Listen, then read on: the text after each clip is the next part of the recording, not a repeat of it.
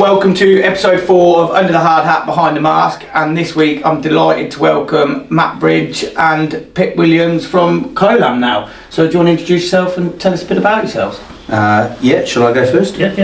It's Matt Bridge here. I'm the founder of Colonial Construction. Started in 1989. 66 years of age, still going strong, doing my best. Originally from New Zealand. I'm Pip Williams. I'm Construction Director at Colonial, and I've been there since 1989, 1990. 1989, yeah. And I'm 55. I don't really, I've worked with you guys for about 5 years now, I suppose. Is it about 5 years? Probably is. Yeah. I think it's close to 5 years, yeah, Yeah. maybe a bit longer, yeah. And I don't actually really know your two history. In 1989, you're going to be mad now, I was born in 1988. So I was born when the company was formed. Did you form it together or? No. I started it because I didn't want to have to ask anyone's permission to go home to New Zealand to see my mum. And I always wanted to have my own shop. So I'd actually been working for a couple of quite big construction companies in Northampton, and funny enough, Pip was my apprentice on one of the companies. And Thistle Construction. Thistle. They still can't have heard of that name. No, they sadly went. They actually went into administration on the 1st of October, I think, 1989, and I started Colonial on the 1st of July. As I say, Pip was my apprentice when I was working for them. I was a site manager, and basically I needed a bricklayer. The guy who I'd working for me was going on holiday, and I rang them and said, can I have a bricklayer for a couple of weeks to cover some holiday? And they said to me, yes, we can. They wanted to charge me 60 quid a day, and in those days They paid me 20 quid a day. yeah. Well, it used to be about 35 quid a day for a bricklayer in those days, and I said I can't really afford that. And then the very next day I get a phone call from Pip, and it was, of course, no mobile phones in those days. Everything was landlines.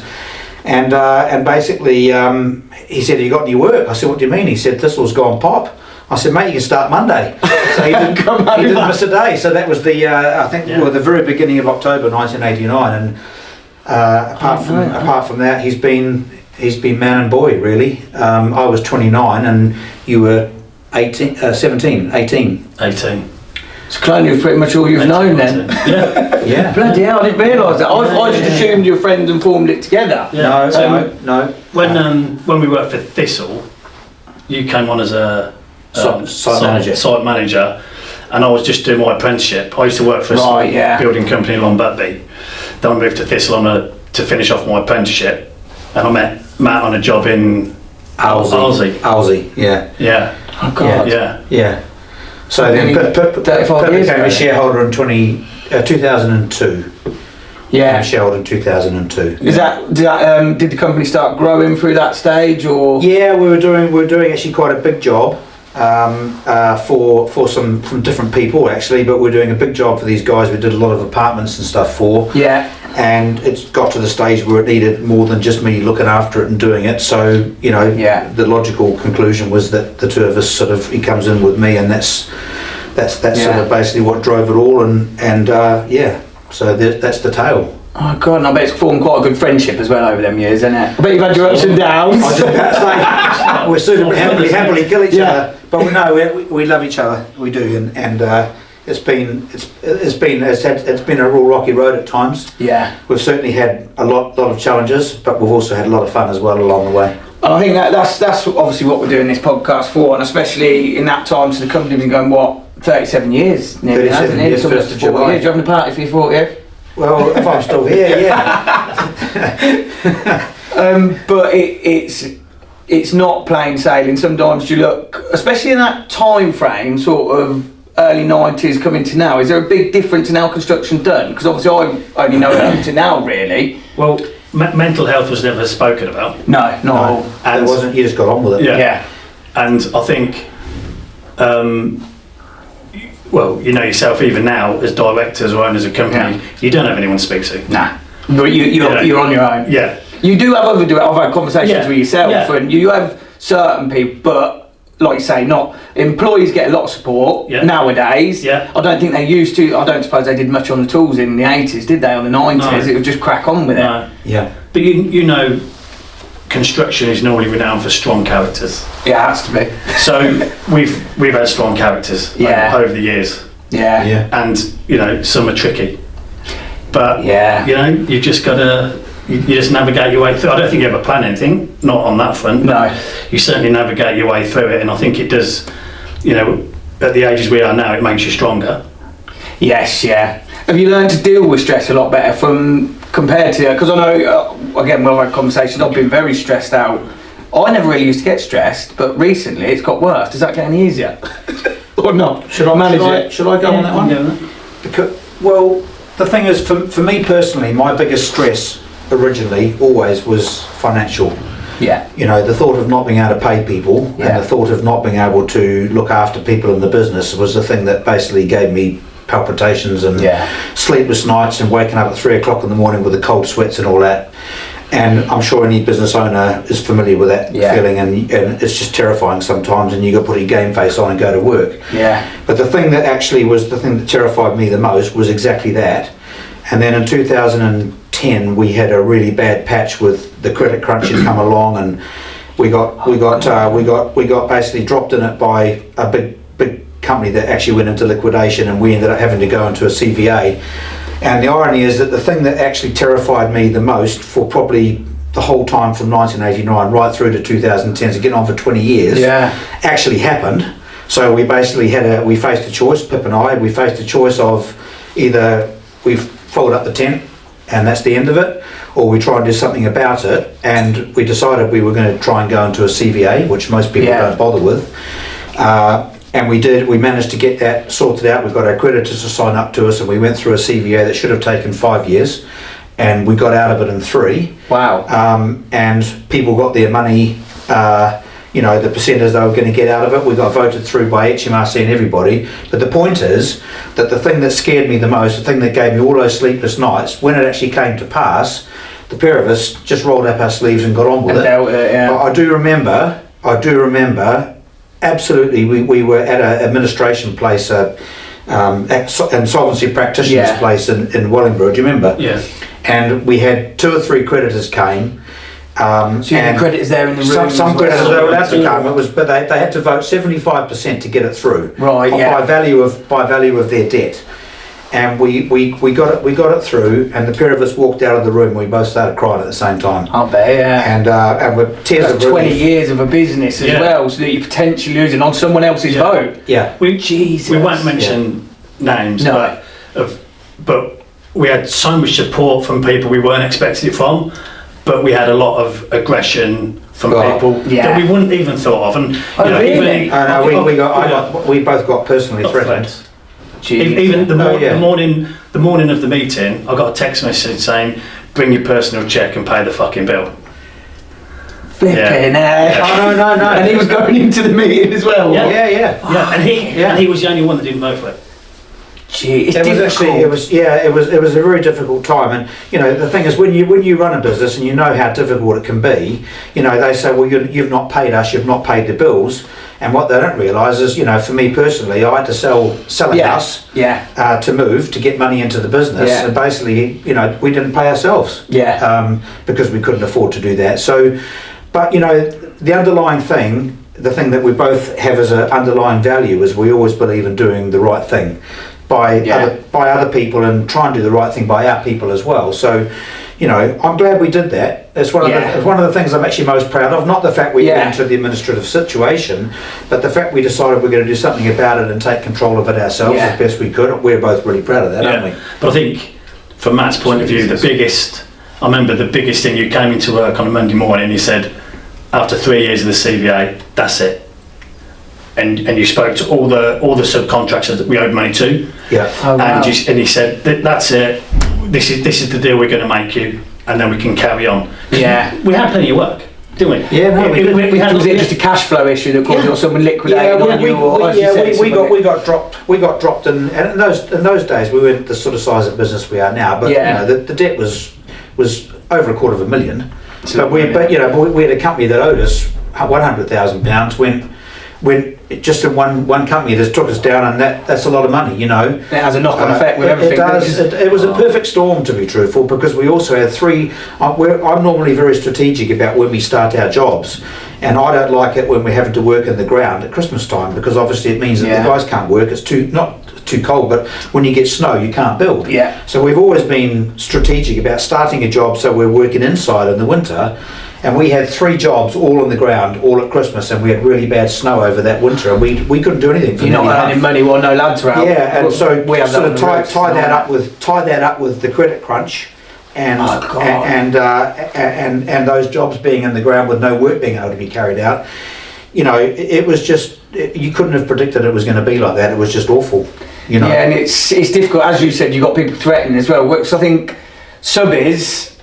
I like to be quite flexible, mate, because at the end of the day, whatever main contracts potentially owe us, you're owed 10 times more for all these other jobs going on. You're not just deliberately withholding the money. I have this argument with subbies all the time. Some of them go, "Oh, fucking kick his in his." What? He hasn't got the money sitting in his bank not paying you. Yeah. It's the client who's not paying. They've delayed a payment for some reason. Yeah. It's going to come in, so there's sometimes no point. But I've been in that situation, cash flow wise, where it's like I need it, but then I've been able to have them. I don't think I've done it with you guys personally, but I've been able to ring a main contractor. You've got a good relationship. Say, look, I know you haven't been paid. Is there anything you can sort out for us? We're a bit desperate, and that's where the relationships side of things comes into it. Massively important. You know, the one thing about our business, which we think is very allied to how construction is that we're very much a rugby orientated firm. You know, I was going to bring that up at one point. Do you have to play at rugby or be at Owens or Casual to get a job? No. He's old Scout. Oh, that's it, old Scout. But we played together at Long Buckby. Yeah. We played together at Long Buckby, and you know, that was my last year of competitive rugby. But what I was going to say was the actual relationship between being on a rugby team and being on our team, and we believe in team, is, you know, you have to work together. You have to have teammates, and your supply chain, as well as the people in your business, are your teammates. They've got to be, you know, and you've got to rely on each other, and you've got to look after each other. Sometimes you can, you know, there's all different sorts of things that are. There's so many parallels, basically. Yeah. So many parallels. Yeah, I've never thought of it like that, to be fair. Now you've mentioned it, but I suppose, is that something that you've noticed that has changed with the subcontractor main contractor relationship, that it is more of a team? Because I went and worked for one of the bigger boys, all singing, all dancing, lights, thought I was going to be a millionaire. They liquidated on us, took us 50 grand. It was one of the worst years of my life, but we just got through that. It was horrible. But then I don't go anywhere near them sort of tier 1 massive contractor building 500 houses, because there's no relationship. They're just bashing it. Have there always been relationships in the main contractor industry, so to speak, or has that changed in more recent years? I don't think we can really speak for anybody else. We can only really speak for ourselves, can't we? Yeah. You know, we've always worked in the same way, collaborating with our clients, the same way as we collaborate with our supply chain and our own people. You know, you can't do anything unless you're prepared to work together, and sometimes that means you have to give something to get something. You can't always sort of stick a line in the sand and say, well, that's the way it is. Yeah. You know, and I think that's actually a huge reason is why, you know, we're not necessarily financially that successful in all truth compared to maybe some others, but we're certainly successful in creating relationships with people, and we keep getting lots of repeat business because we're good to work with. We enjoy working with people, and we enjoy people working with us. So you know, that's probably our biggest sort of unique selling point, I think. Yeah, I think so. Yeah, and a bit like you, Paul. At the moment, all our clients get the directors. Yeah. So Matt, every one of our jobs. Matt and me, Mike, sorry, they get to speak to, and if they don't see us, they can pick the phone up at any point. Yeah. So we try and we're more in control now, I think, or we think. You know, we hope to be in control of where we're going on site, and I mean, I'm still a stickler. Well, as you know, but I'm a stickler for just getting the basics right. Well, I think there's a lot to say in that, because you get the basic right, everything else does fall into place. So as much as I moan about it, sometimes it does make sense. But if you speak to any successful rugby coach, they coach the basics, and then everything else happens off the back of the basics. You can't. Interestingly, the All Blacks, which is obviously the team that's close to my heart, there's been a change of regime in the coaching there, and one of the guys who actually is going to be the forwards coach, I think, is a guy from Taranaki, and he's a farmer. and he actually used the parallels of construction. He said, you can't build a house on sand. You have to have good foundations. And he was talking in exactly the same way as we're talking about construction. With his rugby, he wants to build the All Blacks forwards to have good foundations. So there are massive parallels. There really are. And the basics are so important. I like to say that's everything in life, not just construction. It is with everything. You get the basics right. Raising children. That's very true as well. But it's a good motto to live by, actually. It takes time, Paul. I mean, 1989, Matt set it up, and for me personally, I don't know what you think, but I think with Colonial is the best it's ever been. At the moment. Oh wow. I would agree with that, and a large measure of that is we've got Mike Hull's coming to our business, and I don't use the word cowboy lightly, but Pip and I were a couple of cowboys from the perspective that he's a bricklayer and I'm a carpenter, so we're technically very, very good, but that doesn't mean to say, and there's lots of other building contractors out there or guys who do that sort of stuff who've come from the same background we have, and learning how to do those systems and running a business is something that you have to learn or be taught.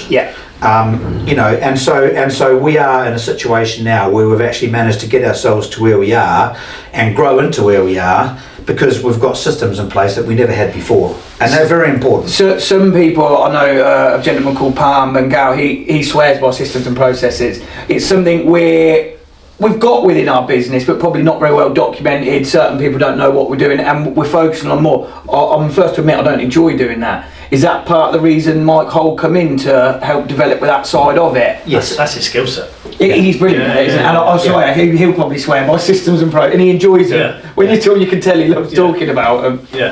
And I think, but whereas before it's just like me and Matt and Jason in the office. And we had Karen doing the books, didn't we? We didn't have time to do anything. No, you're running around like headless chicken. Just trying to get jobs done and getting guys on site and getting it finished on time and checking the quality, all the day-to-day stuff. But now we can do that because we've got the backup of the office doing their bits. Yes. Which you need a lot of. You do need that, like say, because from them early days, then what was it you was originally doing? Sort of 80s, 90s. Was it extension building? Mostly residential, really. We always did some commercial stuff, but he could. I said to him, he should write a book on it. Some of the domestic customers, or mate, some of the stuff we used to have to do. Honestly, I think we probably should write a book. Really, the worst job he gave me was at the top of the Billing Road. Was it? He still don't forgive you by the looks of it. Whose building was it at the top? And we went there to. When we had to dig underneath the road. Well, we didn't have to at the time, did we, Carl? There was a. We did in the end. We had to dig up this cupboard because it was damp. That's right. Yeah. It was number 1 Billing Road. It was a print company. Yeah. Anyway, the job grew because as we dig in the floor, you could see it was a blocked drain, but the drain went all the way through the basement into the Billing Road. Jesus. And at one point, I'm pointing up because we had to put a new pipe in, and somebody's holding me by my ankles while I'm pointing up around the pipe. And you can see the main sewer in Billing Road. You see the main sewer in Billing Road, and I'm hanging onto it by the ankles. Jesus. Just get it done, she'll be right. Yeah, she'll be alright. And so that was heavily involved in the domestic scene, and then did you slowly develop into the commercial market? Because I know you do a lot of motorway work as well. But all that stuff. The problem is, no, it was all by accident. Everything's just been a happy accident, really, or an unhappy accident, depending on. But we kind of. It's only really been in the last 4 or 5 years we've actually strategically gone after doing more commercial work than working in people's houses, because. Because obviously I've only worked about 5 years. You're doing a lot of resi up until quite recently. Then. Yeah, I mean Roadchef have been a fantastic client for us. There's no question about that. That's when we first got involved, I think. 2015 we started working for Roadchef, and we'd done commercial jobs before, but not sort of earmarked and gone for them. Doing £2 million worth of work on a dilapidations job, for example, is a lot easier than doing a £2 million job and building someone's house. So that's the sort of stuff that we've sort of gone more for with a nice mix. We are proud of our residential stuff, and and we're actually proud of our commercial stuff. You know, we go, there's jobs, we still drive past jobs as we did in I did it the other day, I was driving over to Magor. You know, we built that, you know, it might have been, you know, we did, remember we did that nursery that got struck by lightning that time, blimey. Jesus. You know, we were down Billing Road, and the nursery got struck by lightning, and the guy, I think he was a bit of an alcoholic, but he was living in the bed, and the bed, he had a brass bed, and the brass bed attracted the lightning, and it came right through the roof. Oh my God. You know, so that was like Jesus. Yeah, but you know, we got the call up from the insurance people, and we did that job. And you know, you drive past it now, and the building looks as good now as it ever did. So, and we basically rebuilt the whole top story. You know, things like that. It's just great. It's lovely. Because I do think as well for Colonial. I mean, you're Colam now, but when it was Colonial, I think it's still Colonial. The Colam, is it still Colonial? Yeah, the Colam part is the legal part that's sort of you know, as far as company's house and stuff like that. So no, we're very proud of being Colonial Construction. Yes, yeah, because so, you know, I think it was almost Northampton's. What's the word I'm looking for? You don't sing and dance about yourselves a lot, do you? You do some fantastic product. I mean, the County Hall, do you want to talk about that? Because what a job that was. I was gutted I couldn't be involved in that, but what a job Alderman have done on it as well. The project is stunning. Yeah. It's I mean, it's the biggest. It's ironically, it's the second biggest job we've ever done. And we were doing it alongside the biggest job we've ever done, and you know, both for West Northants Council. You went them at the same time? We did, because we did Tiffield, which you did work on. Oh, was Tiffield your biggest one? Tiffield was our biggest ever job, and County Hall was a very close second. So, you know, the county. We've historically done a lot of heritage work. It's been one of those big staples for us, and we've proved to be pretty good at doing that. So we were blessed. Well, it absolutely is, and you know, for me personally, you know, New Zealand doesn't have those sort of buildings, so I had to learn a whole new skill set coming over to live in the UK, because obviously we don't have buildings that are that old. You know, some of the buildings we're working on are older than New Zealanders, so certainly from a European perspective. You know, so learning those skill sets, and you know, Pip and I were both hands on to start with doing those jobs. He was doing stone work and stuff like that, and I was doing the carpentry and replacing the roofs and all that sort of jazz, you know. But no, we're very proud of that, and the County Hall job particularly, because it's such a flagship building for Northampton. You know, very, very important in the context of the town. And actually, the team that were on site went for a walkthrough a couple of weeks ago, didn't they? Oh, you're done over there now? So we've got practical completion now. You know, which is a major achievement really, because those sort of jobs can sort of run, and you know, we've done. We're very proud of it. We're very proud of the finished article of it. We've brought it back to life. It was damp and it smelled, and the services were all. It was pretty grim. Well, you saw it yourself. Come in, But what a building! I know, that's the thing. What a building! But the most Northampton's. Well, it's so expensive, aren't they, to maintain? No one actually knows about it. Is it the Judges' Lodges in there? Because I've had a tour of that before as well. Yeah, no, it's where the last hangings were carried out. It's a stunning environment, and you can do tours around there. I think you can go tours from the museum, can't you? I think so. Oh, can you? It's well worth it if you haven't been down. If anyone hasn't been down, it's well worth having a look. There's so much history and culture in Northampton. It gets overlooked quite a lot. We're just seen as a factory town.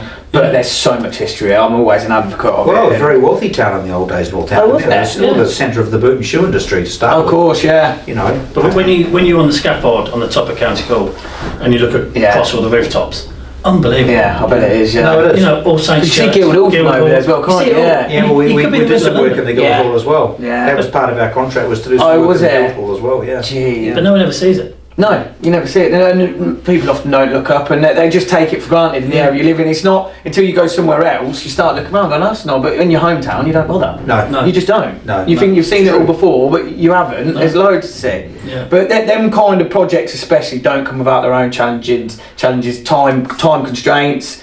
That for me, that's one of the.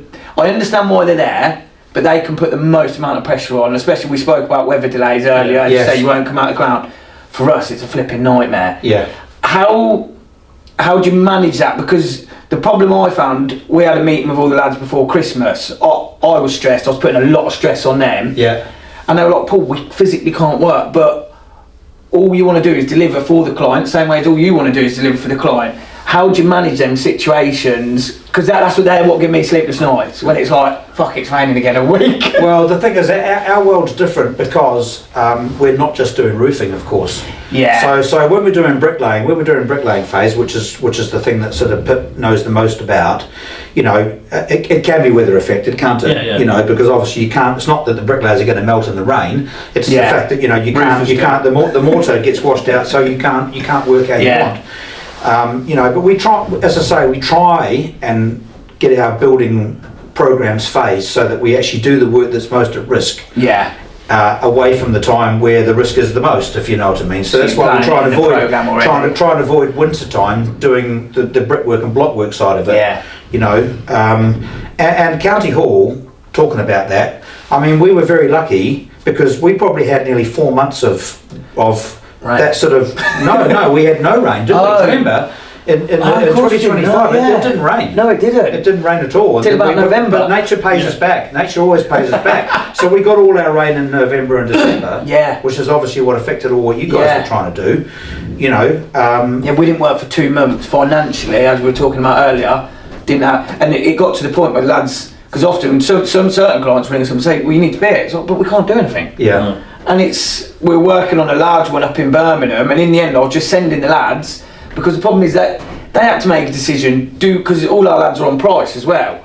So they make a decision, do we go to site today and potentially not earn anything? And in the end I said, look, I'll pay you half a day, just because there's some days they don't go and then it don't rain. Yeah. And they're the time I look bad as a company, but I understand why the lads are doing it. Yeah. But that's no good for the client. They're like, you could have got another day. I understand it, but then in the end we started paying the lads half a day, but then we made no money on the job. So it was like, was it worth doing? Yeah. Absolutely killed me. We have been. But you're doing the right thing. You like to think you're then doing the right thing by the client. Yeah. But it's so difficult to manage, and they're the things that give me the stresses. Deadlines. I like to deliver on time, but roofing this year for us has been the worst for us. Yeah, sure. It's just been a nightmare. But this is where I say, you know, we're the best we've ever been, is because guys on site are taking ownership of their own work. Yeah. So they're looking ahead. Yeah. You know, even the lads on the ground, you know, they're looking ahead. They see we've got a bad week of weather. They'll push on. Yeah. They'll let us know what they can do while it's, you know, inclement weather, whatever it is. But construction, it is a nightmare. Because you're doing the project Home Mine that we're doing for you as well. And that's been a prime example of that. It was and I think you put a post up the other day about it. It's like, and we've ended up, I mean, I had a bit of a moan at you about it, Pip, but it's one of them, and like you said, I can't help the weather ball, and that's the exact same thing I'd say to you. But you built it sort of disjointed to keep it on programme. Yes. And I'm assuming you're still on programme. Well, close to. Well, we had to look at the programme, to be fair. So we are going to be handing over later than we originally had thought. But that is genuinely driven by the fact of the weather and also a very tight site. Yeah. But you know, the client, and Chris, who's the chairman, has been very good about understanding where we're trying to go for. And actually, I think a lot of people genuinely want a good product at the end. And sometimes if you're better off having a good product that takes a little bit longer than a bad product that's handed over on time. So, you know, from our point of view, we keep saying to people, well, once we drive off down the road, we don't look at it every day. You're going to look at it for the next how many years? That's a good point, yeah. You know, so and I think that's an important thing. You know, and so they've been great from that perspective, but you know, we've had to back it up with good products. You know, which we are. And you know, another little job we're very proud of. Because we know that people who need those properties are going to have a really good space to live in. And I believe you're doing 3 peaks for Mind as well, aren't you? We are. Yes. Yeah. Are you all doing it? Are you doing it within the company or? There's 10 of us at the minute. Oh, is there? Yeah. I know. I keep getting emails. Plus one oldie. I'm doing one. Are you? I'm doing the last one. I'm doing the last one with Becky. Yeah. No, fair play to you, because I bet Mind really appreciate that, because at the end of the day, it's not something you have to do for them, but you've decided as a company to do it. And I know we're moving on to the mental health, you're getting a lot more involved in that side. We were talking about the Lighthouse charity beforehand. From your two's experience over the years, have you had dark times that have got to you mentally and maybe not spoke about? Is there anything you're happy to talk about, or whether that's work or out of work? I think when we went through the CBA, I think of course, it affected us differently, different ages, different circumstances. You know, I had 2 young kids. Matt's were a bit older, and I think You didn't sleep, did you? You were really? You just couldn't sleep. I had a breakdown, which laid me out for about 10 days, and I never spoke to anyone about it. So I've just got to get out of the house and do something. So I did that, got home and said, we're going to go out for a meal tonight. I've got to break the cycle. Yeah. So after that, and I'm a great believer in staying fit, looking after myself, because it helps my mental health. And I do that. So every morning I do my training. Yeah. That's the way I cope with the stress. Yeah. But yeah, Pip's story was different to that. That wasn't it. So I had a wobble, and I think I was drinking a bit at night. It's easy to turn to the drink. Yeah, and like Matt says, you don't really talk. Even my wife, you just tend to don't talk about it. Yeah. But I think I went to the doctors. Oh, you did actually go to the doctors? Was that because of the drinking side of it, or? No, not really. No, just you knew you weren't right. Yeah, and I was just. Most people with it, I don't like calling it depression or anxiety or anything like that. I'll just call it a bit of a wobble, but that's me. I know what you mean though as well. Yeah. Just having the dark cloud sitting here, just didn't go. I remember going to the doctor, and he was brilliant, and he just put me on these tablets for a bit, and I reckon I took them for a month, and they just took the edge off. Yeah. And allowed me to sort my head out, get back training, and went from there. But the biggest thing I think with mental health is that not many people tell you that it's not permanent.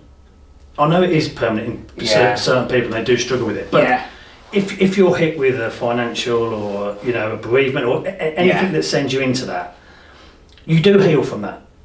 And that's why I call it a wobble, because since then I've never had it. I think I'll try and deal with it with my fitness and bits and pieces. It's a massive way to deal with it, fitness. Yeah, we're both big advocates. Yeah, but sometimes it's like breaking your arm, but you do heal. Yeah. And if there is always light at the end, I know when you're in it, you don't think there is. No, you don't think there's a way out. But when I look back, if someone had said to me, look, give it time, give it 6 to 10 weeks or whatever it takes. But you wouldn't have believed it at the time, would you? But eat better, train, do whatever it does just to try and get a glimmer of positivity back in your life, and hopefully that gets you out of it. I like that way, I think, because again, I know we're on here talking about mental health, and until when Robin was ill, that's when it first got me. Even then, I think it can be used a bit of buzzword now as well. I think people use it to their advantage. I've openly admitted that on other episodes, and there is mental health, that is a real thing, but then you've got this other element to it where people, I'm feeling a bit under the weather today, I'm going to have a mental health day. That sort of, it diminishes what it actually means, because when Robin was ill, my head was gone. I turned on the drink a lot, and but with the health side of things that you talk about, that's massive. Yeah. I go out running. Yeah. If I'm stressed, I'll go for a run. I'm like Forrest Gump, I ain't been home for 30 years. Yeah. But that is, if your body's fit, you can't, you have to come out of it eventually. You can't live in that way forever. Yes, I know there is some people like say that is, and unfortunately they do horrible things to themselves as well. But you've got to take that first step. Like I say, even if it's just eating right. Yeah. Even if it's just, because I know when I'm eating a load of junk food and I've had a few beers and I feel rough off that. Yeah. I know. I think a lot of it is actually feeling like you don't have any control over what's going on. And so you tend to feel better automatically if you take control over something. So as you say, if you choose what you eat, for example, or choose you're going to go for a run, or choose to sit outside, or when you make some choices, you're taking away all the unknowns. And one of the things that I think I've learned more than anything else over the last few years is nothing's ever as good as what it appears to be. No. But equally, nothing's ever as bad as it appears to be either. And like Pip says, like I'll tell you now, I've been away for a little while, came back, and this is not an isolated incident, but Sunday, I didn't sleep Sunday night before my first day back at work, and quite often I don't sleep on Sunday nights at all. Oh, bloody hell. My stress levels are up massively high, and I'm sure that lots of people can relate to that. Yeah. And because you're worried about what the next day holds, because you don't always know, but equally when you get in, you go, I'm not sure what all the fuss is about. Yeah. But then the next Sunday, the same thing happens. So, so I think a lot of there's more people out there who suffer with that sort of stuff than what you perhaps realise. You maybe think you're the only person, but actually you probably, if you actually made a phone call to all the people that you know in business and asked them how they felt on Sunday night, they'd probably say they all felt the same. Yeah. or maybe not Sunday night, but you know what I'm saying. It's because at work now we've got I'm one of 3 mental health. Yes, I was talking about that actually. Yeah. So there's 3 of us, and I think I've had three people come and speak to me. Wow. And one person who I kind of keep an eye on. Yeah. So to me that's worked. I don't always have the answers, but they can have a chat and we can help and out just where knowing we can. they've got somewhere to go. Because like I said, we live in this world now where, like I say, people don't feel like they can turn anywhere. And this one thing that was me, I was moaning at all the lads, I was stressed out. And I think I'm the owner, as the owner of the business, I think, I'm the only one that's dealing with this stress. But the lads do get it as well. And I didn't do it intentionally, but the stress was getting passed on to them. And when I had the meeting with them, they're like, we're getting this as well, Paul. We're using a company called Huddle Up, and they text the lads every month, checking it. It's completely anonymous, so they don't have to communicate with me what's going on as well. And I don't know if any of the lads used it, but it's just there for them in the background. Yeah. Because you never know. I thought I had all the stress, but they've all got their own stuff going on in there, not just at work. And then if I'm having a bad day and put it on them, it's just bang out of order. Well, the other side to it, of course, is it's a bit. If you're the team leaders and we're the team leaders of ours, you've got to portray a picture that is not always the picture that's actually the truth. There's been times genuinely where I've basically been sort of sitting on the loo in the morning and basically crying, and then thinking, getting to the back door to get in the car to go to work and think, okay, I've got to get my game face on now. And so when you turn up to the office, you go, morning everyone, hope everything's okay. Go in the office and you're cry. actually terrified inside because you've got something going on, but the culture that you bring is defines everything you do through the business. So if you come in and you're stressed and you're showing it, and Sally always says to me, "Are you happy?" And I go, "Yeah." And she said, "Well, you need to tell your face." But you kind of got to be a leader when you are a leader. And sometimes if you come in and you're all down and you're all flat, then people are worrying about you, and then they're not doing their jobs properly. Yeah. So sometimes you're actually painting a picture that's not really true, but you've still got to do it anyway. Yeah. But those that know, But he knows straight away. He knows straight away. But that's a good thing, straight away. But and in days gone by, I'd have been a terrible poker player. Got a game next Friday. But equally, because I'm happier in myself, and I'm as a couple of blokes running a building business, we feel like we've got some really good things in place and got some really good people that we're working with. It's actually more of a joy, so you don't tend to have those. Yes, they're still there, but they're not there all the time in the same way as they were. And you've built a great team around you as well, haven't you? I know. We believe so. You've got some great lads there. I've had a drink with a few. We believe so. Well, the thing is, we keep. Yeah, you've got a great team. Well, once again, part of our culture, as we say, you work. You spend more time with your work colleagues than you do with your life colleagues. So basically, and apart from sleeping, it's the thing you do most every single day. Yeah. So it needs to be as enjoyable as you can make it. Yeah. And we genuinely believe that, don't we, mate? So we want our workplace to be a good workplace to come to. I make the coffee in the morning for everybody, stuff like that. Don't put me too on. Don't tell him that. Robin will be asking for coffees when she comes in tomorrow. But I bet 9 times out of 10 when someone phones me, it's never to ask how I am. No, it's a problem. Yeah, and do you know what I mean? You just know, you'll be the same. I think this is what got to me before Chris. We didn't have one major issue, so to speak. Apart from the major issue I had, we suppose, is we wasn't earning much money because of the weather. Obviously, we had an accident at work, so that was building up. But I used to get rung up with loads of little problems. And it's you're dealing with everyone's problems, and I'm always there helping them. Always helping. I wouldn't say I put a stop to it, but I've had to say, lads, look, you need to deal with some of these on your own because I'm not doing my job. Then I'm pricing wrong. Then everything goes wrong around it. So I had a meeting with Dale just after Christmas and said, this is what you need to pick some of this up because it's not working. Whatever we're doing it. So that's why we're currently writing the new systems and coming up with a plan. Because they were ringing me up asking me where to park. And I've got some great roofing lads, but they're ringing me up asking where to park. And I'm like, what is going on? Just park. But a couple of weeks ago, I phoned you tonight. Yeah. To put a bit of pressure on. Yeah. And you put a bit of pressure back. Yeah. And I I sent you an happy bunny. Yeah. So later on that afternoon, did, yeah. I phoned you back. Yeah. Because we've all been there. Yeah. And if you can't see it. No. Yeah, because the thing is, as much as I moan about construction, I love it. And the best thing about it is the problem solving. You can't be in construction, like you say, not sleeping on a Sunday night. I think that's regular for most people because you know there's going to be a problem. Yeah. But it's how you solve that problem. And I was talking about it the other week. What might be a problem in my head is not even necessarily a problem for you guys. Us as subcontractors just think it is. Yeah. Or we're foreseeing a problem that's not even there sometime. And it's creating... You can't stop these problems before they come because you never know what they're going to be. Whether it's a lad being sick, which is... Because my lads, they never have a day off unless they are genuinely sick. I don't have sort of these Monday club lads. No. But you can't plan that. And when you've got a tight deadline, it's like... Oh, how do I do?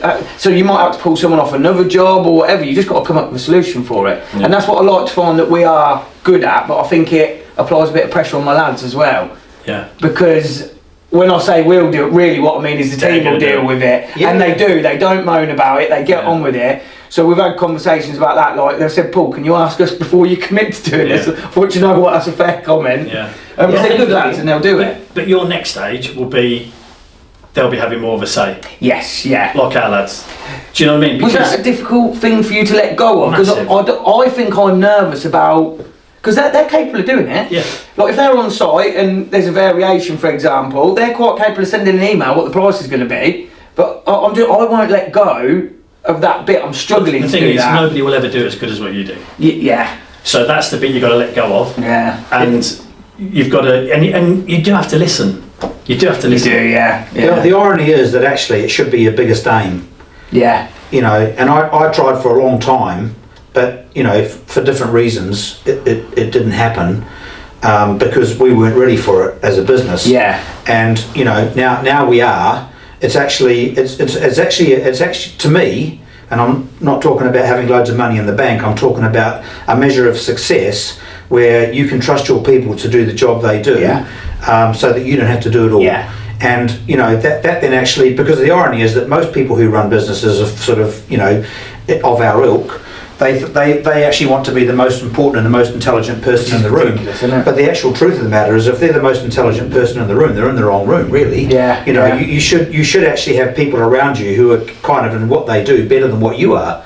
Yeah. You know, and there should be no shame in that. That, you know, but a lot of people who run their own shops genuinely want to be the boss all the time. Yeah. You know, and people will tell you, I've been trying to escape that for years. but you know, what you want to trust your people. Well, I'm assuming you two have got different skill sets. I know, because the thing I enjoy the most, I like going out networking. Everybody knows it. I like taking clients out and having a drink or two. Hate it. Do you? I hate it. Because you've been going to the Saints Rugby Club a bit as well, haven't you? Because I don't do that. It's the only one I don't do, and Bridget's been going. Yeah, well, I've only, to be fair... He loves it. Well, I can do, imagine. But you know what? I love meeting 35 years running Colonial, I never went to a single networking event. Really? I never went to network breakfast, I never did any networking like that. Yeah. I've taken all my networkings, such as it would be, as being, you know, going to watch the Saints play and catching up with people, or, you know, stuff like that. But it's only really been in the last 2 or 3 years that I've actually started going to networking events and catching up with people. Yeah. And Pip's right, I really enjoy it. Yeah. But I am terrified walking into a room full of people if I don't know anybody. Yeah. And it terrifies me. It terrifies me now. But because we're at a size now where we need to keep feeding the animal, you know, I've got to start making, and then all of a sudden you go to one, then you meet someone, you go to another one, you meet someone else, and then you go into a room when you didn't know anyone the first time, but you know two people the third time. So actually then it sort of goes a little bit like that. So it's actually been quite good. It's one of the first things I did when I come off the tools, and I love it. I'll go into a room and I'll chat to everyone in there, and I've got to know, I met you down there, didn't I, Chanel? I met everyone pretty much, who have become good friends as well. Yeah.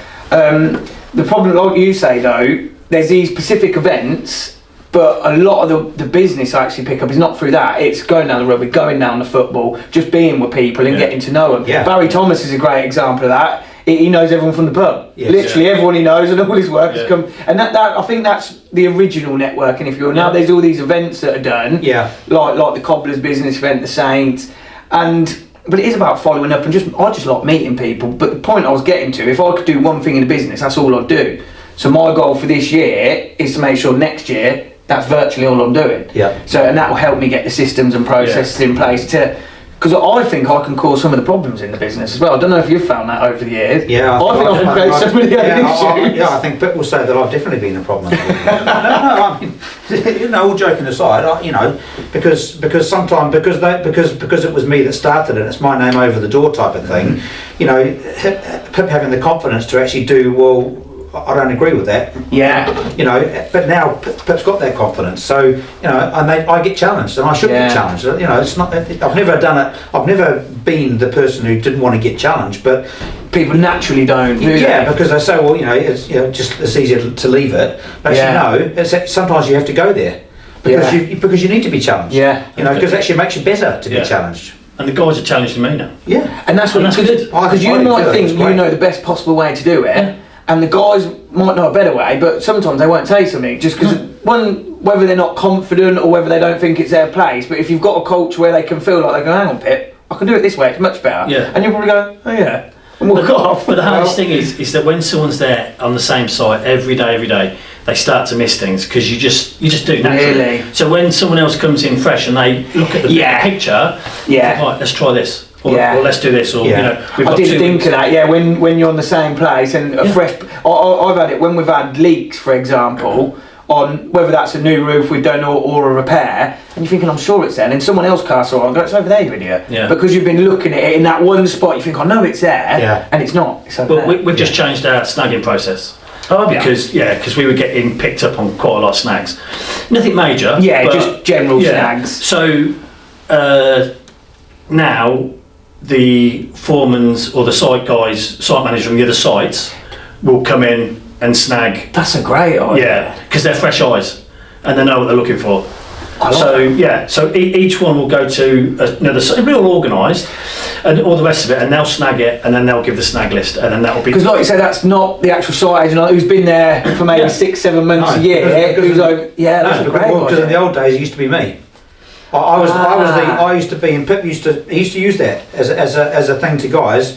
And actually I don't mind being the bad guy on that one. Yeah. So Pip would say, "Come on, fellas, what do you think Matt will say if he sees that like that? Yeah. Come on, you can do better than that."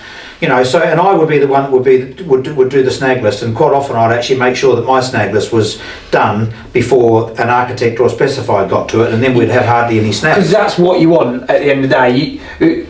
You want that snag to be spotted before the client spots it, because you're going to get snags, it's impossible, but you want either the lads on site or whoever it is to see the snag, take ownership before anyone else does, and then they can tell you, there's a snag over it. Or if there's something that you know they might not qualify, at least alert someone so it's not walking into it blind. But that keeps the client happy. Where we want to get to is zero snags. Yeah, that's where we want to get to. I think that's everyone's goal. Yeah. I think it's difficult. Do you think that's a difficult place to get to? We've done it a couple of times. Oh, have you? Yeah. We built a house down in Cosgrove. I didn't do any roofs then. No.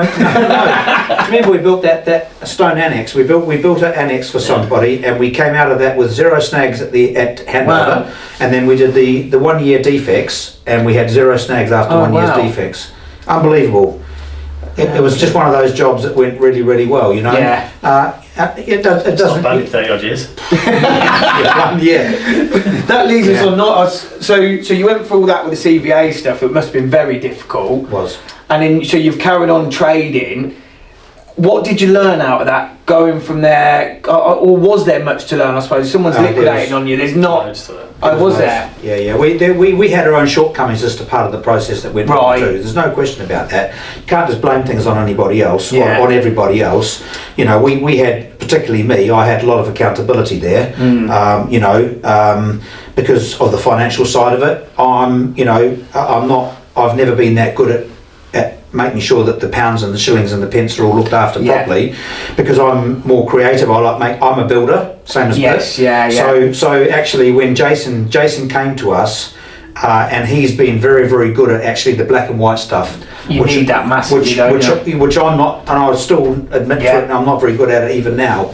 I focus on the doing, Yeah. But someone's got to pick up the pieces and actually make sure that the money's looked after and all that sort of jazz. So that was one of the biggest failings we had, was my part in that. It wasn't just my part, but I'm responsible for it, or was responsible for it. So I take full responsibility for that. And I still take responsibility for it now, as overall managing director, but I don't have to do the day-to-day stuff anymore. Yes, yeah. Because we've got very capable people who do that. And like I say, you identified you wasn't very good at that bit either. So I'm similar to yourself. It's the money side of it don't interest me. Obviously, earning the money does, that aside. But looking at spreadsheets with this, that don't interest me, and that's where Robin developed into her role. That she just produced me a report now. Yeah. Says this is where you have to have it, and you have to take responsibility. Yeah, it needs to be there. Yeah. We've definitely improved. We've improved out of sight in that area now. Our reporting is. I think our reporting is very good, isn't it? Yeah. It's one of the most important parts of the business, I think, isn't it? Yeah. Ours isn't. It's nowhere near where we want it to be. Sometimes you don't want to hear it. No, they're difficult. You've had a bad month, and not every month's a good month. You might be doing some stuff really well, but sometimes things don't go how you want them to, and so not every month is. But you need to know what's going on, even if you don't always want to know. Because if you don't know what's going on, the thing is with construction, payment-wise, you're always about 2 months behind. So you might be having a great month in that, and you've been paid off that job. But if it's going wrong here, what month are we in now? April. You're not going to know till June. No. And all of a sudden it's like, shit, I can't pay the bills. Yeah. And we've all been there. I think it's a lot of industries, not just construction, but construction is a strange payment industry. It's one of the strangest I know. Even from domestic clients, so just you finish the job and it's I'll see you soon, I'll pay you whenever. Yeah, I don't think so. No. Yeah, no. But that's because I think happens. It's difficult because I think I know when I first started, it's just any job you want. You've got to feed your kids still, and you've gone out on your own. It's you just do any job. You've not got any terms and conditions in place. You're just trying to get work in, so you'll do it. And it's built this really weird industry, especially on the domestic side, that they can just pay you whenever. Yeah. Which, I mean, any domestic, we don't really do any domestic anymore, but we started doing 50%. A few customers argued it, and I was like, hang on, I'm trusting you with the other 50%. Yeah. I'm only asking for a deposit. Yeah. And it's such a difficult one. And in commercial terms, some of them can be, I mean, you guys are great payers from us, but some of the terms, I don't know if you have to deal with any outrageous, do you? We do, but we try and nail our payment terms down, from the start. And a lot of the contracts we work with, the clients try and change the payment terms, and we say no. The terms in the contract are, whatever they are, and we make sure we try and stick to them. Yeah. On domestics though, you need an administrator. You do, Either the architect or the surveyor, whoever you need it is. someone involved, because it's just for the sake of an extra grand or how much it is on top of the job. It's just it's well worth it. For both sides. For both sides. Absolutely. I think you were very good with us on. We done the 3 big road chests for you, didn't you? And I come into the meeting. You said they've got to be done in 12 weeks, and I said we can't deliver these in 12 weeks, cash flow wise. And I think you agreed, and it was 14-day payment terms, paid us every time. And things like being able to have them conversations, because cash flow is king. Absolutely. I've been in it before. I mean, I like to think we're relatively okay cash flow. We still have moments.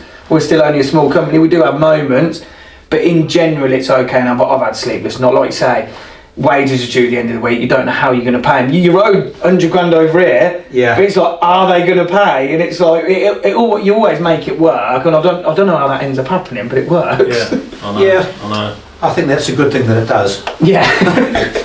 Because for me, one thing I've always said, the lads get paid first. Before us, we pay our lads weekly. I've never missed a payment day. I think I was an hour late about 4 years ago, but I've never missed a payment with the lads because they're the ones that are earning the money for all of us at the end of the day. I have to write the work for them. That's but they are the ones that earn it. And they're good money if they ain't working. No. We can sit here and do what we want. I'd rather not get paid last and then get paid first. I know some of these business gurus disagree, and it's you should be paid first. So no. If they go, and someone else will take them. Someone else will pay them on time. Yeah. So it's like you've got to keep them when you've got good lads. But what guru told you that? Oh, you see him online. He's an idiot. I can't remember his name. He's a guru. What are the plans for Colonial going forward, and yourselves really? You planning on retiring anytime soon, Matt? Well, I kind of, I mean, sort of something I've kept quite close to my chest, to be truthful. But Pip and I have been talking about it, and it's not fair to not let people know what's going on. But so I mean, I have a kind of a 3-year plan personally. Yeah. Because there's 12 years or 11 and a half years between us. So it's the older one, isn't it? Yeah, we've been busy building a succession plan for me initially, but obviously for both of us. Yeah. And we feel like we're going in the right direction with that, don't we? Yeah. We've got good people that we think we can work with there. Yeah. So I think the plan is that I would like to move to be chairman, because it's kind of been my life's work, really. Yeah. And I do take it personally, even though it's a business. So my aim is to go to New Zealand in 2029. Wow. Hopefully with him. Oh wow. Because the British Lions are playing in New Zealand in 2029 in July. Yeah. And I'll turn 70 in July. And that'll be 40 years of me being at the helm of Colonial from start to that point. So I would like to think that in the next 2.5-3 years we can finish building that part of the succession plan. Yeah. To allow me to go to be a bit more hands off. And that might put this fella on the hot seat, but who knows? Do you want it? But no, I think we're building that, and the key to that is we want to be really professional, but we don't want to be too corporate, because we still want to be fun to work with and do what we do, but we want to be organised and professional about how we go about our work. But I don't like being too corporate. We want to be more relaxed about how we go. So I think it's a fine line, isn't it? Don't you, mate? Yeah. So it's a fine line, because once you've got the systems and processes, sometimes it can make it too rigid. Yeah. But that's where if you're not too large, you can deviate where you think is the correct time to deviate from a system, and I think that's what can make things too corporate sometimes. Yeah. Well, we don't want to be too slick. We're not that sort of character anyway. The pair of us are the same, because we both came up as tradespeople. Yeah. So we had our feet on the floor, and our feet are planted pretty firmly on the floor. So, and we know we're not going to be multimillionaires. It's not how we see what we do, but we want to have a good living out of what we do, and that's not an unreasonable thing to expect out of a good business that does good things. You've got to, for the stresses that you go through over the years, it's got to be worth it financially as well. Because I think so. I've had years where I thought I've earned no money, I've been stressed out to the hill, and you think, is it worth it? But no, at the same time, I don't think I could work for anyone else. I don't think anyone would employ me. But the thing is, it's in your bones, isn't it? I think it is. It's in your bones. But we've got a responsibility as well. It's a responsibility to the lads we've got with us now. A lot of them young families and mortgages to pay for. And they're a lot of family. They've been with us for. Some of them they joined us when they were 16. Jeez. And they're in their 30s now. Because you do a lot on the apprentice side as well, don't you? Yes. No, you quite work quite closely with the college. It's the same. It's the rugby analogy, and I'm on the CITB Nations Council, and I had to do a speech for their colleagues. And I said, construction industry is no different than a rugby club. If you have a rugby club without a Colts team, it's got no future. And if you have a construction industry with no apprentices, it has no future. You have to keep training. You have to believe in the youngsters, and you've got to keep them coming through. And we do believe in that. Yeah. We're changing our tack a little bit on our apprentices. We've got our first ever professional apprentice now. So is that Harry? Harry, he's doing his degree in quantity surveying. Which is an apprenticeship now, and he's our first one. Historically, we've always done trade apprentices. But no, we've benefited hugely from the lads that we've invested in. And as Pip says, some of those guys are running jobs now, and they've started off as apprentices. And we're proud of that. Yeah, it should be. We do invest in them. They said we're losing a lot of tradesmen, aren't we? And I think with the advances of AI, I do think we'll actually see a lot more people coming back into the trades, but that to train up, what you're talking 5 years really, aren't you, before someone can go out on their own? Yeah. I don't know if I've never looked down the apprenticeship route with colleges in that. It's not something we've gone down.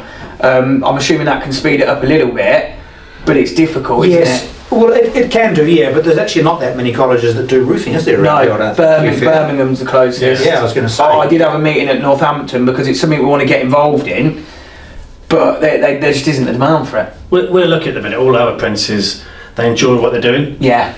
But we've had lads, they just don't enjoy it. And Yeah. if you don't enjoy building, it's hard enough, isn't it? Yeah, you've Winters got are cold. It's, you know, summers are too hot. Yeah, and if you don't really love it, no, you know, it's in your bones. I do believe. I love being a bricklayer. I miss it now. I used to. I used to. I don't miss being a roofer. Yeah. I don't miss being up on the. I miss being with the lads. When I was at school. I mean, if I was allowed to still be at school, I'd be at school now. I love this Rongotai College. I went to Rongotai College, and I finished up as a prefect. And my dad was one of 9, and none of them passed their school certificate. None of them went to university. And my nana, I got my things to go to university. And my nana said, "What are you going to study?" And I said, "I'm not going to university, Nana." She said, "Why not?" I said, I don't know what I want to do if I get a degree. I don't know what I'm going to do with it, and so I didn't know what I wanted to do for a career. And I was 18. I hadn't made my mind up. No. Anyway, I went to my mum one day and I said, "Mum, I'm thinking about getting into construction."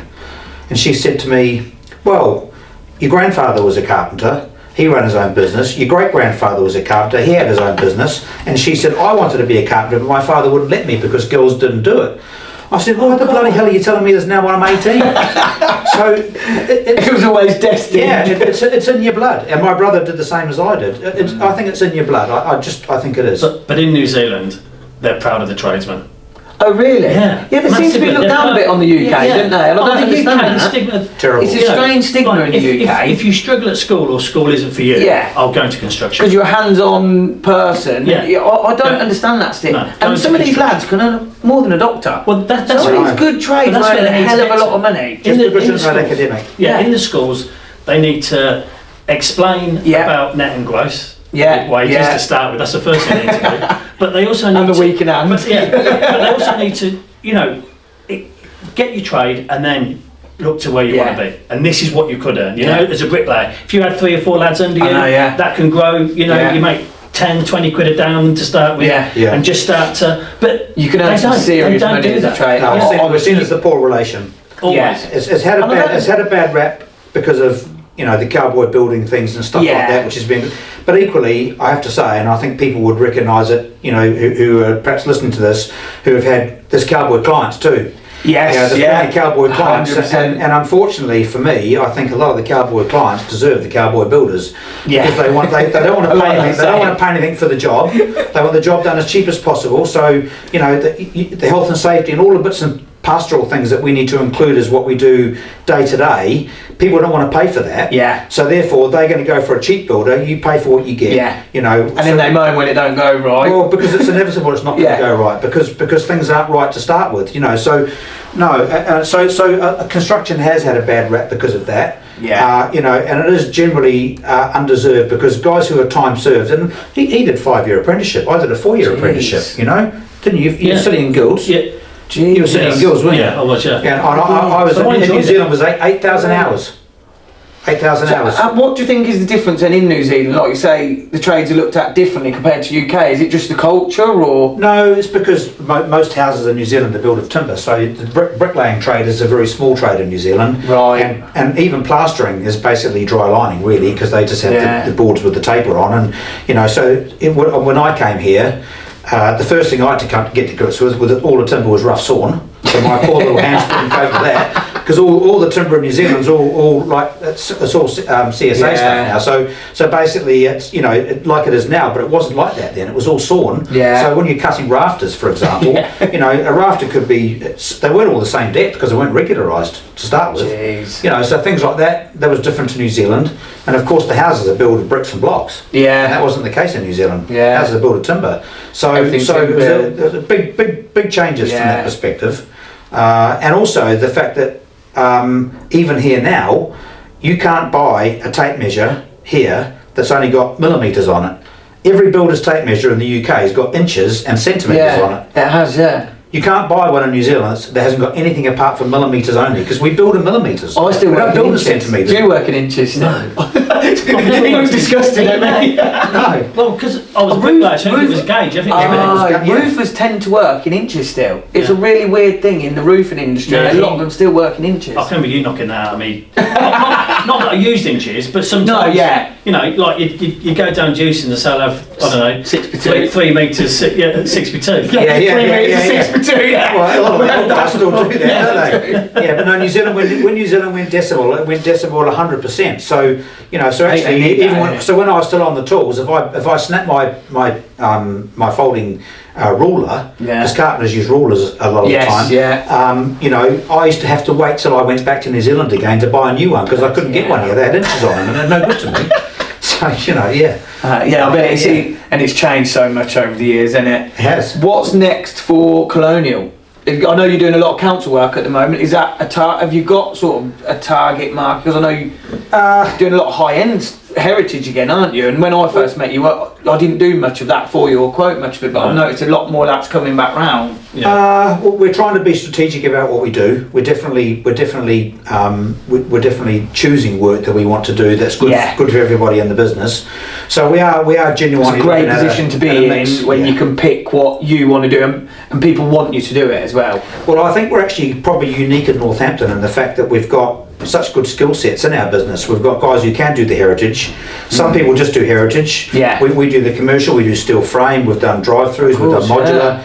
You know, we've got some really good skill set in our business, which gives us a wider sort of staple of work we can go out and get. You know, but we are you know, educational stuff. We've proved ourselves on the educational side of it. So, and we know there's a marketplace in the send marketplace, you know, with that sort of thing. So we're looking at that. We're really good at doing dilapidations, aren't we? We've got a good track record doing that. So, but the good thing is that the guys in the business have got relationships with different surveying practices themselves. So a lot of the work that comes in now, the guys just get the inquiry themselves. You're not even involved in it, and that's where you want to be. And that's want to be there, and that's where those guys can make it to do it. Absolutely, and those guys can make a good living out of doing what they do in the business, and we want to see that develop. So you know, we are trying to be strategic. We've sort of gone away a bit more, perhaps from the residential sort of side of things we used to do so much before. We are very keen on trying to get into social housing because we see we can add value to that, because we tend to do a good, well, not being funny, but we know we do a good job, and we think those houses need to be built correctly, not just cheaply. So the irony is we actually miss out on some of that work because we're a little bit too expensive. But you know, that's you know, we've made a conscious decision to try and price a job to deliver it properly, not just. Not just and sometimes it's just not going to be the right market for you. If that's the case and people are knocking these out cheap as anything, sometimes it's, if you price 10 of them and they're all coming in, is it worth even then pricing in the future? Exactly. But I think we'll see a bit of reform on that, because I mean, I'm known for slagging off the large new build house market. I'd never buy a new build house on these free. They're built embarrassingly, and we tendered for it once and we were 25% too dear. And I was like, well, it's our normal margin, and someone's making like 3%. A roofing company's making 3%. One thing goes wrong, it ain't worth one time. I think we all deserve more than that. You know, because at that sort of margin, you can't invest in your people. You might be able to do 1 or 2 jobs like that. But I think we owe it to our industry, and we owe it to our clients, and we owe it to ourselves to make a bit more money than that, so we can keep getting better. You know, and that's why so many companies liquidate each year, because they're chasing this work, thinking it's the big I am, and then one small thing goes wrong, it wipes everything out. 4 weeks of wet weather. They're knackered. And we saw the biggest roofing company go into liquidation, I think it was last year. Just went, working off 2.5%. It's like, what's the point? It's a tough marketplace that we do operate in, and people do get it wrong. It's one of the perennial things that frustrates me about our industry. And I've said it before, I use the analogy of, you know, like if you get in a taxi in a depression, the taxi meter goes over the same rate as what a taxi meter goes over when things are in a boom. So, but us idiots, we cut it. We price really high when things are going well, and we think we're bulletproof. And then when things are going wrong, we cut out. It's just ridiculous. I don't get that. You know, we have the same with our labour. To be fair, you know, brickies. Well, I'm not going to go for anything less than that. And when they've got no work, I will do it for that. You know, I think we need a bit of regulation in there, but it's very difficult because we don't talk to each other. No, you know, we're all very jealous of each other in our industry, and we perhaps oughtn't be. We perhaps should talk to ourselves more. And you know, I'm not talking about doing price fixing or anything stupid like that. But you know, we need to have a competitive marketplace where everyone is actually still able to invest in their people. Because there's usually plenty of work for everybody. There's some of my as you know, I'm good friends with Barry Thomas, I'm good friends with the Alderman lads. There's so much collaboration that can be done there, and there's enough work for everybody. There is. And it's sometimes you can end up pricing against each other and whatnot, but there's loads of work out there. And sometimes people are battling over the scraps, and it's like, what's the point? No one really wants to be in that market. Yeah. Like you say, we tend to find the bigger roofing companies when I think we'll start to see it over the coming months, but it's where relationships come in. But they'll start coming down, sort of targeting the sort of size work that we do when the big house builders dry up, and they're doing it for nothing. Yeah, no, well, that's exactly what we've had to battle with that. God. Yeah. So it happens to you guys as well then? Yeah, we've just been beaten on the job, actually. Just buying work. I won't say too much where it is, but yeah, we just got beaten on the job, and we believe they're coming at sort of 2 or 3%. You know, and that they turn over something like £200 million a year. This big company. Jesus. You know, and we're not even 10% of that. So, you know, basically, we just think they're in between big jobs. Yeah, because for them that's a small job. Yeah, for what I think is my biggest job is the roofing company's smallest job, and it just keeps the lads busy. Yeah. You can't control it, though, sadly. But that's where the relationships come in. I had it a few years back, big company, and they rung me up. They said they're doing it for this. I said I ain't doing it for that. Yeah. I said I can't do it, and they said Paul, we're still going to give it to you because you'll still be here in 6 months when they're cleared off to do the bigger jobs again. Yeah. And I was like, fair enough. Yep. But that leads me on perfectly, really. Is there anyone you'd like to connect with, collaborate with, or just shout out to? I think I'd like to shout out to all our subcontractors. Thank you. Welcome. You're welcome. No, thank you. Because part of our, end game, not end game, but where Colonial moves on to, it includes them as well. Oh, really? Yeah, of course. Well, I know we've spoke in your office, and you said you've often spoke about this journey. Do you want to come on it with us? And we've had conversations about that, haven't we? So, Yeah. No, perfect. I do always like to ask one random question. This one will be quite interesting, actually. What's the best excuse you've had for people not showing up for work over the 35 years? The dog ate my homework. Do you know, I can't think at the moment about that. Best excuse? I don't know. I don't know. They always come in. I love that. Yeah, no, fair enough. Genuinely, I don't think I think some of the best excuses were ones I made when I was at apprentice. What are they then? The dog ate the homework. Yeah. But no, I really appreciate your time. Thank you for coming on. Appreciate the honesty and opening up about things as well. As I say, it's that story I've not heard before, so I really appreciate it. Thank you very much. Thanks for having us. No worries.